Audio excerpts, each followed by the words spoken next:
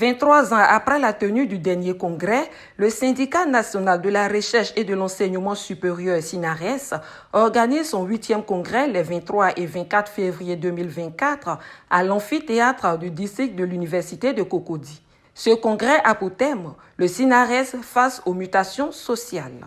En prélude à ce congrès, le secrétaire national Niamie Messou a tenu une conférence de presse ce mercredi 21 février au sein de leur bureau à l'université, donne les raisons de cette longue attente.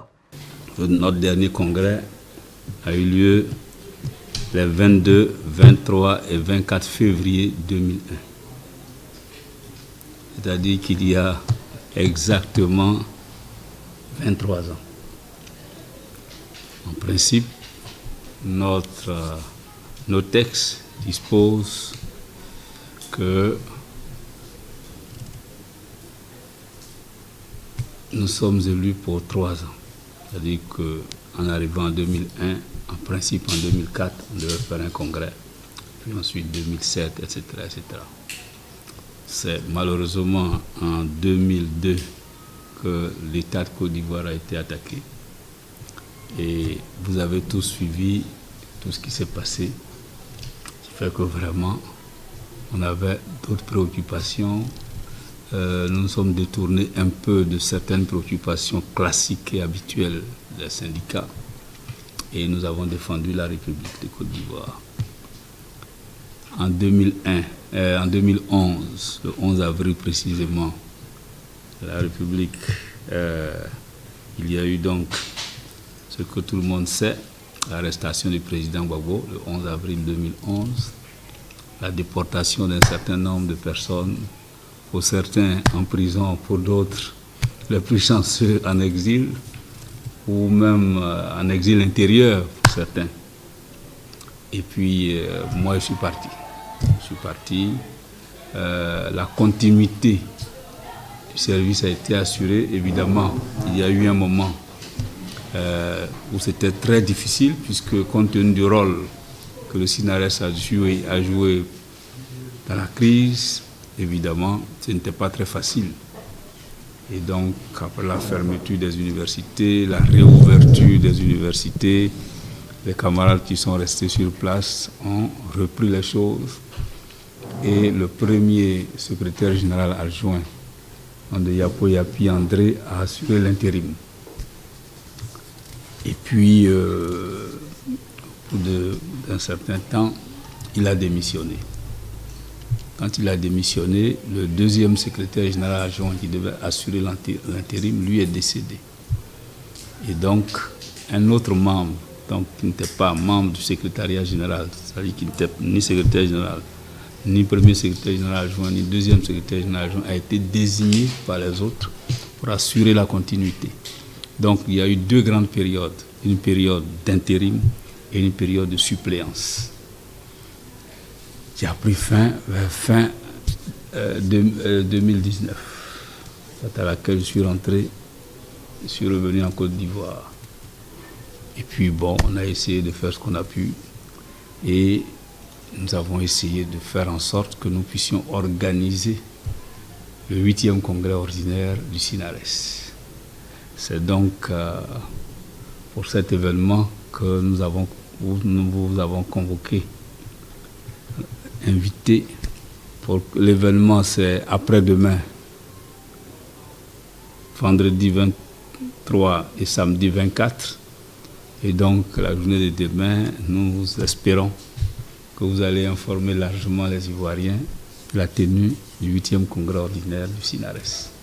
En ce qui concerne les innovations et la suite de sa carrière, le secrétaire général fait des précisions. Il n'y a pas de grande innovation.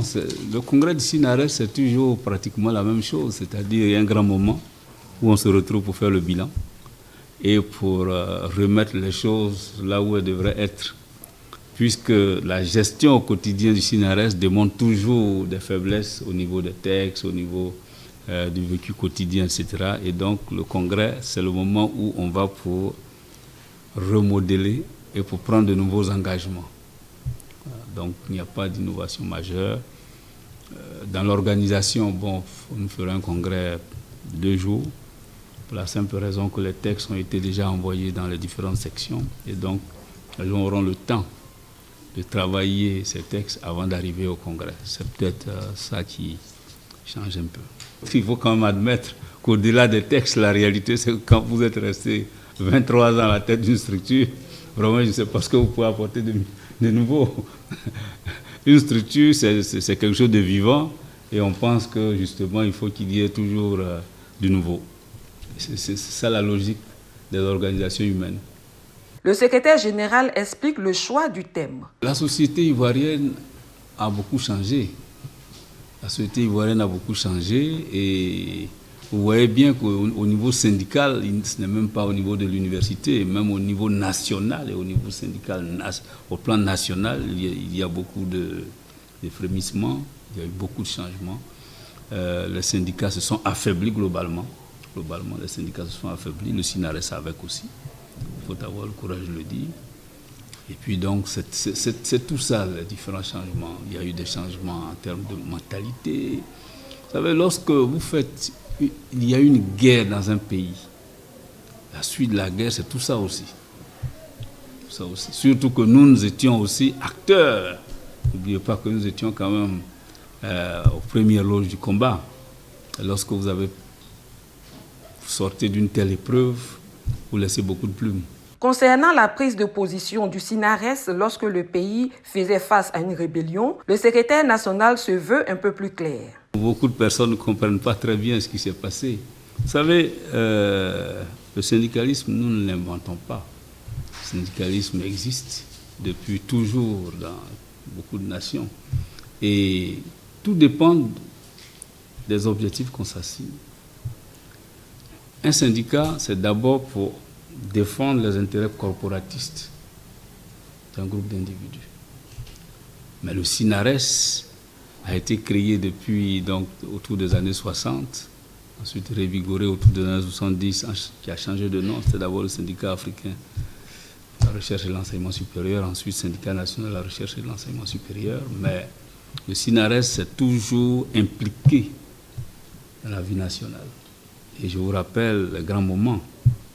Vous vous rappelez qu'en 1990, lorsque Félix Houphouët était en difficulté, il a convoqué le Conseil national du PDCI-RDA, qui était une instance du parti unique, où il avait demandé à chaque organisation de se prononcer sur une réduction des salaires allant de 10 à 15% pour l'ensemble des travailleurs de Côte d'Ivoire, pour pouvoir faire en sorte que l'État puisse faire face à ses obligations. Et c'est le SYNARES, par la voix de son secrétaire général d'alors, était Marcel, qui a fait donc une déclaration qui est restée dans les annales pour dire que oui, il n'y a aucun problème à cela, mais il faut réaliser l'ouverture démocratique. Et donc, la demande officielle pour aller au multipartisme a été portée par le SYNARES. C'était en septembre 89. Voici donc une photo de ce conseil national et c'était Marcel qui était en train de parler. Et puis, bon, les choses ont continué. Et en 2001, nous sommes arrivés fin février 2001. Et puis, malheureusement pour nous, nous avions apprêté tout, nous avions demandé la tenue d'un forum social, le gouvernement nous avait promis la tenue d'un forum social pour prendre en compte l'ensemble des préoccupations des travailleurs. Et puis, bon, malheureusement pour nous, en septembre 2002, l'État de Côte d'Ivoire a été attaqué. Quand l'État de Côte d'Ivoire a été attaqué, il y avait deux attitudes. Nous sommes une organisation syndicale, ça ne nous préoccupe pas. Ce n'est pas notre affaire. Qu'à faire ce qu'ils ont à faire, quand ils vont finir, ils vont s'occuper des travailleurs que nous sommes. Mais il y a une autre attitude. Je dis que nous sommes certes une corporation, mais nous sommes des citoyens. Et donc, ce qui arrive à l'État nous concerne. On n'est pas les premiers. Je rappelle qu'en France, lorsque l'État français a été attaqué lorsqu'il y a eu la Seconde Guerre mondiale en 1939. Pendant les 3 premières semaines, c'était le Blitzkrieg, la guerre éclair. Et donc pratiquement tous les grands États de l'Europe de l'Ouest étaient à terre. Quand je prends le cas de la France était à terre. C'est les travailleurs de la CGT qui se sont levés et qui ont été les premiers à prendre les armes pour défendre l'État français. Après l'amnistie signée par Pétain, etc., etc. Et plus tard, c'est encore eux qui se sont mobilisés pour appeler d'autres camarades à se joindre à eux. Et c'est la raison pour laquelle, si vous avez bien vu ce qui s'est passé, l'État allemand s'est donné les moyens de diviser la CGT en nommant le secrétaire général adjoint de la CGT, ministre du Travail. Et donc, la CGT s'est brisée. Il a fallu attendre les accords de Peureux 2 ans plus tard pour que la CGT refasse son unité. Donc, ce n'est pas nouveau. Et donc, le SINARES s'est impliqué parce que l'analyse que nous avons conduite 10 jours après l'attaque du 19 septembre, c'est que pour nous, c'était une attaque de nature impérialiste et internationale. Donc c'est l'État qui était attaqué. Dans ces conditions, nous sommes levés et nous avons défendu l'État. Ce n'est pas évident, mais c'est notre formation de syndicalistes qui nous a imposé cette attitude.